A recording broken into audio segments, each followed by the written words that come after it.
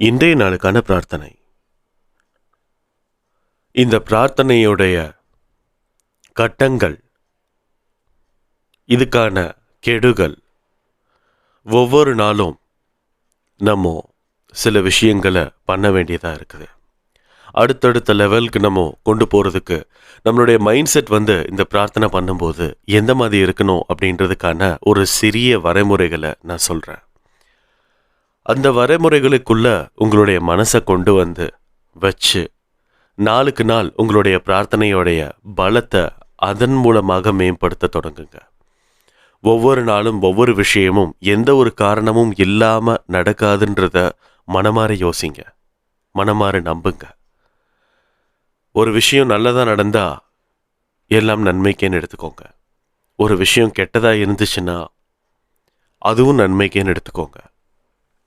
ஆன்மீகத்தில் வரக்கூடிய ஒரு ஆசீர்வாதத்தை நம்ம அனுபவிக்கணுமே தவிர ஆராயக்கூடாது. அப்போ இந்த பிரார்த்தனைக்கான ஒரு மன வழித்தடம் எப்படி இருக்கணும் அப்படின்னா, முதலாவதாக நம்ம சாயப்பா கிட்ட நம்மளோட மனசை அர்ப்பணிச்சிடணும், சரண்டர் பண்ணிடணும். இந்தாங்க என்னுடைய ஆத்மா, இதுக்கு மேலே எனக்கு எந்த விதமான சிந்தனையும் வேண்டாம், எந்த விதமான என்னுடைய தேவைகளும் வேண்டாம். எனக்கு எந்தெந்த மாதிரியான விஷயங்களை உங்களுக்கு கொடுக்கணும்னு தெரியணுமோ அது உங்களுக்கு ரொம்பவே நல்லா தெரியும். அப்படி நீங்கள் எந்த விஷயத்தை கொடுக்குறீங்களோ அந்த விஷயத்தை மட்டும் நான் வாங்கிக்கிறேன். அதை தாண்டி எனக்கு வேறு எந்த விஷயமும் வேண்டாம். காரணம், நான் உங்ககிட்ட முழுவதுமாக சரணாகதி அடைஞ்சிட்டேன் அப்படின்ற அந்த ஒரு விஷயம் ரொம்ப அதிகமாக தேவைப்படுது. இரண்டாவதாக, உங்களுடைய ஆட்சியை என்னுடைய மனதுக்குள்ளே கொண்டு வாங்க. உங்களுடைய வழித்தடங்களில் நான் நடக்க ஆரம்பிக்கிறேன் அப்படின்ற ஒரு மனநிலைமையை நம்ம வச்சுக்கணும்.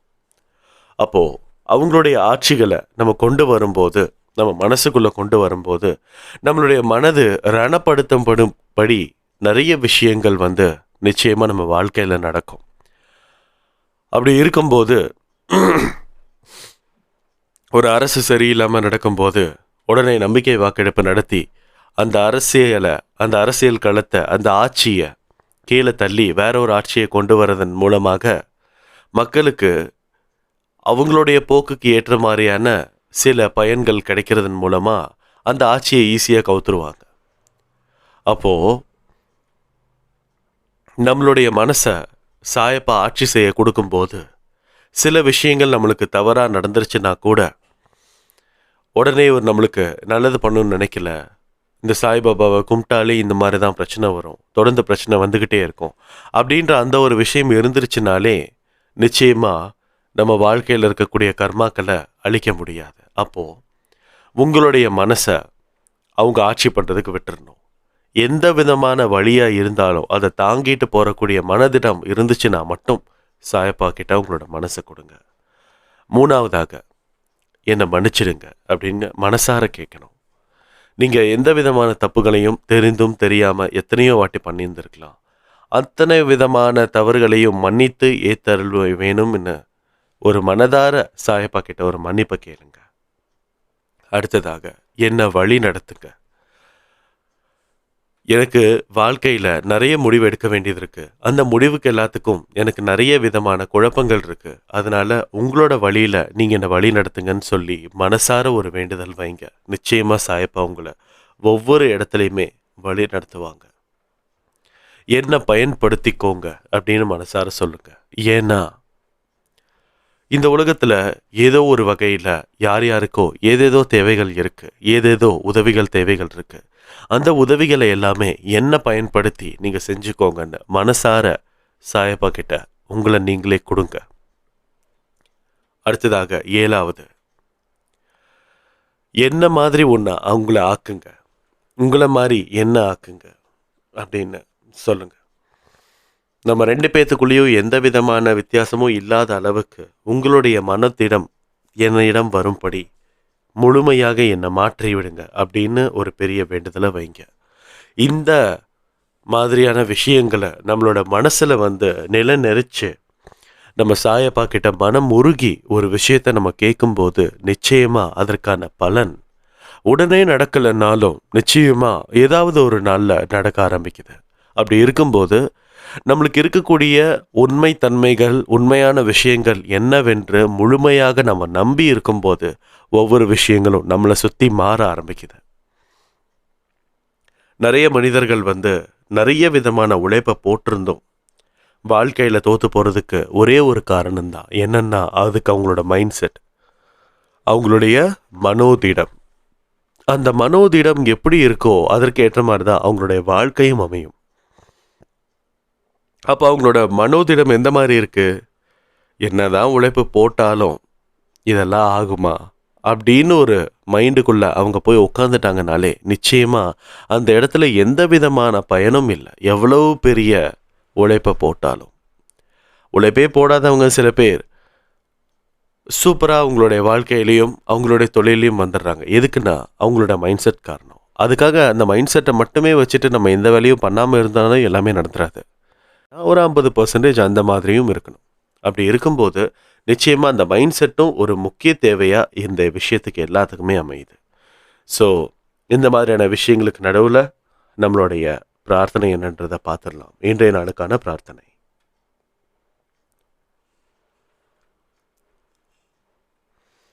முதலாவதாக காமாட்சி விஜயலட்சுமி.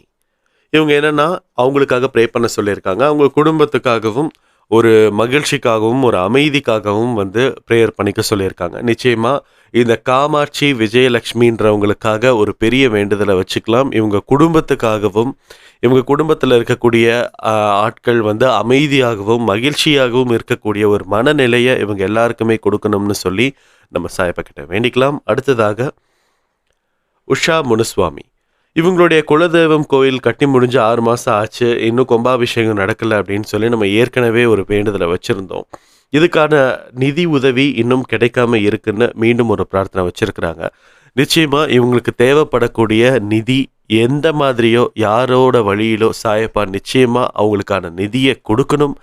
அந்த நிதியை கொடுத்து அந்த நாளுக்கு நாள் இருக்கக்கூடிய அந்த கும்பாபிஷேகத்திற்கான வேலையை அந்த கோயில் இம்மீடியட்டாக ஸ்டார்ட் பண்ணி ஒரு பெரிய ஒரு அதிசயத்தை நடத்தி கொடுக்கணும்னு சொல்லி நம்ம சாயப்பா கிட்ட வேண்டிக்கலாம். நிச்சயமாக பல அற்புதங்களும் பல அதிசயங்களும் நடத்தி கொடுக்கக்கூடிய ஒரு எளிய மக்கள்களுடைய தேவைகளையும் நிறைவேற்றி பூர்த்தி செய்து தரக்கூடிய ஒரு கோயிலாக, மிகச்சிறந்த ஒரு கோயிலாக அந்த கோயில் மாறி அந்த ஊர்லேயே போற்றும்படியான ஒரு கோயிலாக அதை மாற்றி கொடுக்கணும். நிச்சயமாக இந்த கும்பாபிஷேகத்திற்கு இந்த அளவு ஒரு தடைகள் வருது அப்படின்னா அந்த கோயில் மிகவும் சிறந்து விளங்கக்கூடிய ஒரு வாய்ப்புகளை நிறைய வாங்கியிருக்குன்னு சொல்லி நம்ம சாயப்பா கிட்ட ஒரு பெரிய வேண்டுதலை வச்சு நிச்சயமாக அவங்களுக்கு கிடைக்கக்கூடிய அந்த நிதி சீக்கிரமாகவே கிடைக்கணும்னு சொல்லி ஒரு பெரிய வேண்டுதலை வச்சு இந்த கோயில் கும்பாபிஷேகம் நடக்கணும்னு ஒரு பெரிய வேண்டுதலை வச்சுக்கலாம். அடுத்ததாக பிரியா வினோ. அவங்களோட கல்யாணத்துக்காக ஒரு வேண்டுதல் வச்சுருக்காங்க. அவங்களுக்கான பண தேவைகள் இன்னும் கிடைக்காம இருக்குன்னு. இவங்களுக்கு கொஞ்ச நாளாகவே கல்யாணம் ஆகணும்னு சொல்லி மாப்பிள்ளை ஃபிக்ஸ் ஆகணும்னு சொல்லி ஒரு வேண்டுதல் வச்சுட்டு இருந்தாங்க. இந்த பிரார்த்தனையின் மூலமாக சீக்கிரமாகவே அவங்களுக்கு கல்யாணம் ஃபிக்ஸ் ஆகிடுச்சு. பட் அதுக்கான பண தேவைகள் மட்டும் இருக்குன்னு சொல்லியிருக்காங்க. நிச்சயமாக இவங்களுக்கு எந்தெந்த வகையில் பணம் வர வேண்டிய வழிகள் இருக்கோ அந்த வகையில் இவங்களுக்கு சீக்கிரமாகவே அந்த பணம் எல்லாமே கிடைச்சு இவங்களுக்கு இருக்கக்கூடிய அந்த கல்யாணத்தை ரொம்ப சூப்பராக நடத்தி அந்த ஒரு ஊர் போற்றும்படியான ஒரு கல்யாணமாக எல்லாருடைய ஆசீர்வாதத்துடன் இந்த கல்யாணம் மிகவும் சிறப்பாக விளங்கணும்னு சொல்லி நம்ம சாயப்பா கிட்ட ஒரு பெரிய வேண்டுதலை வச்சுக்கலாம். அடுத்ததாக மல்லிகா. அவங்களுடைய சின்னம்மாவோட பேர் கண்ணம்மா. இவங்களுடைய உடல்நிலை கொஞ்சம் சரியில்லாமல் இருக்குன்னு சொல்லியிருக்காங்க. கேன்சர் நல்லா ஆயிடுச்சு, மறுபடியும் அந்த நோய் தொந்தரவு இருக்குதுன்னு சொல்லியிருக்காங்க. அதனால இவங்களுக்கு உடல் நலம் இருக்கணும்னு சொல்லி ஒரு பெரிய வேண்டுதலை வச்சுருக்காங்க. நிச்சயமாக இவங்களுக்கு இருக்கக்கூடிய ஒரு பெரிய விஷயம் என்னென்னா அந்த கேன்சர் திரும்பி போனதே ஒரு பெரிய ஆச்சரியம். அப்படி இருக்கும்போது இவங்களுக்கு மீண்டும் அந்த நோயால் எந்த விதமான தொந்தரவுகள் இருந்தாலுமே அதில் இருந்து வெளியில் வரக்கூடிய ஒரு விடுப்பு சாயப்பா அவங்களுக்கு கொடுக்கணும்னு சொல்லி ஒரு பெரிய வேண்டுதலை வச்சுருக்கலாம். நிச்சயமாக இது வரைக்கும் கொண்டு வந்த சாயப்பா அவருக்கு இதுக்கு மேலேயும் கொண்டு போக தெரியும். அப்படி இருக்கும்போது எல்லாருமே இன்றைக்கி பிரார்த்தனை வைத்த எல்லாருமே நம்பிக்கையோடு இருங்க, கான்ஃபிடென்ட்டாக இருங்க. நிச்சயமாக நல்லதே நடக்கும். ஒவ்வொரு பிரார்த்தனைகளும் நிறைவேற சில நேரங்கள் ஆனாலும் அந்த நேரத்திற்கும் அந்த காலக்கேடுகளுக்கும் நிச்சயமா ஏதாவது ஒரு காரணங்கள் இருக்கும்ன்றத மனதளவில் அழுத்தமாக நம்பி இந்த பிரார்த்தனைகள் எல்லாமே நிறைவேறணும்னு சொல்லி ஒரு ஸ்ட்ராங்கான ஒரு மைண்ட் செட்டோட இந்த பிரார்த்தனையோட பதிவை இன்னும் இதோட முடிச்சுக்கலாம். இப்படி நம்ம ஸ்ட்ரெயிட்டாக பொது பிரார்த்தனைக்கு போயிடலாம். இன்றைய நாளில் யார் யாரெல்லாம் பர்த்டே செலிப்ரேட் பண்ணீங்களோ, வெட்டிங் டே செலிப்ரேட் பண்ணீங்களோ, அவங்க எல்லாத்துக்கும் ஒரு பெரிய விஷஸ். நிச்சயமாக நீங்கள் கேட்டிருக்கக்கூடிய எல்லா விஷயங்களுமே நியாயமான முறையில் சாயப்பா அவங்களுக்கு நிறைவேற்றி கொடுக்கணும். அடுத்ததாக இன்றைய நாளில் நிறைய குழந்தைகள் பிறந்திருப்பாங்க, நிறைய அம்மாமார்கள் பிரெக்னன்சி வார்டில் இருப்பாங்க. எந்த விதமான கஷ்டங்களும் இல்லாமல், தொந்தரவுகளும் இல்லாமல் அம்மாவும் குழந்தையும் மிகவும் ஆரோக்கியமாக அந்த வார்டை விட்டு வெளியில் வரணும். பிறந்திருக்கக்கூடிய அத்தனை குழந்தைகளும் எந்த விதமான சமூக சீர்கேடுகளும் இவங்களால் நடக்கக்கூடாது. ஒரு ஊர் போற்றக்கூடிய ஒழுக்கம் வாய்ந்த ஒரு நல்ல குழந்தைகளாக இவங்க எல்லாமே மாறணும்னு சொல்லி நம்ம சாயப்பக்கிட்ட வேண்டிக்கலாம். அடுத்ததாக இன்றைய நாளில் நிறைய பேர் ஒரு லைஃப் டேர்னிங் மொமெண்ட்டாக இருக்கிறோம். இந்த ஒரு நாளில் லைஃபே மாறக்கூடிய ஒரு நாளாக இருக்கலாம். அந்த ஒரு முடிவு எல்லாருக்குமே ரொம்ப ரொம்ப முக்கியமாக இருக்கும். அந்த ஒரு முடிவு அவங்க எல்லாருக்குமே சாதகமாக இருக்கணும்னு சொல்லி நம்ம சாயப்பக்கிட்ட வேண்டிக்கலாம். நிச்சயமாக அந்த முடிவுனால அந்த குடும்பமே சிறந்து சீரும் சிறப்புமாக விளங்கும்படியான ஒரு விஷயம் இன்று நடக்கணும்னு சொல்லி நம்ம சாயப்பக்கிட்ட வேண்டிக்கலாம். இன்றைய நாளில் யார் யாரெல்லாம் இயற்கை எய்தினாங்களோ அவங்களோட ஆத்மா எல்லாமே சாந்தி அடையணும்னு சொல்லி ஒரு பெரிய வேண்டுதலை வச்சுக்கலாம். அடுத்ததாக இன்றைய நாளில் நிறைய பேருக்கு பண தேவைகள் இருக்கும், பண உதவிகள் கிடைச்சா நல்லா இருக்கணும்னு இருக்கும். நிச்சயமாக அவங்க எதிர்பாராத விதத்தில் ஒரு அதிசயம் அந்த இடத்துல நடத்தி அந்த குடும்பத்தையோ அந்த தனி மனிதையோ காப்பாற்றி கொடுக்கணும்னு சொல்லி ஒரு பெரிய வேண்டுதலை வச்சுருக்கலாம். அன்றாட உலகத்தில் நிறைய பேர் ஒரு வேளை உணவுக்காக ஏக்கப்பட்டு இருக்கக்கூடிய நிறைய பேர் இருக்கிறாங்க. நிறைய பச்சிளம் குழந்தைகள் ஒரு வேளை பால் குடிக்கிறதுக்கும் கஷ்டப்பட்டு இருக்கக்கூடிய குழந்தைகள் நிறைய பேர் இருக்காங்க. அந்த குழந்தைகளுக்காகவும் அந்த மனிதர்களுக்காகவும் நிச்சயமாக ஏதாவது ஒரு வழியில் சாயப்பா ஒரு மிராக்களை நடத்தி அவங்களுக்கு 3 வேளையும் சாப்பாடு இன்னைக்கு எப்படியாவது கிடைக்கணும்னு சொல்லி நம்ம சாயப்பா கிட்ட வேண்டிக்கலாம். இன்றைய நாளில் யார் யாரெல்லாம் நிறைய பேர் நிறைய மாணவ மாணவிகள் நிறைய விதமான தேர்வுகள் எழுதிட்டு இருக்காங்க. அந்த தேர்வுகளை எல்லாத்தையுமே தகுதியாக இருக்கக்கூடிய அத்தனை மாணவர்களும் தேர்ச்சி பெறணும்னு சொல்லி நம்ம சாயப்பா கிட்ட வேண்டிக்கலாம். இந்த பிரார்த்தனையை கேட்டுட்டு இருக்கக்கூடிய ஒவ்வொருத்தங்களுடைய மன பிரார்த்தனையும் மன நிம்மதியையும் சாயப்பா நடத்தி கொடுக்கணும்னு சொல்லி ஒரு பெரிய வேண்டுதலை வச்சு அன்பே சாய் குடும்பத்தில் இருக்கக்கூடிய எல்லாருக்கும் எல்லா விதமான தேவைகளையும் சாயப்பா நிறைவேற்றி கொடுக்கணும்னு சொல்லி இந்த ஆடியோவை நான் முடிக்கிறேன். ஜெய் சாய்ராம்.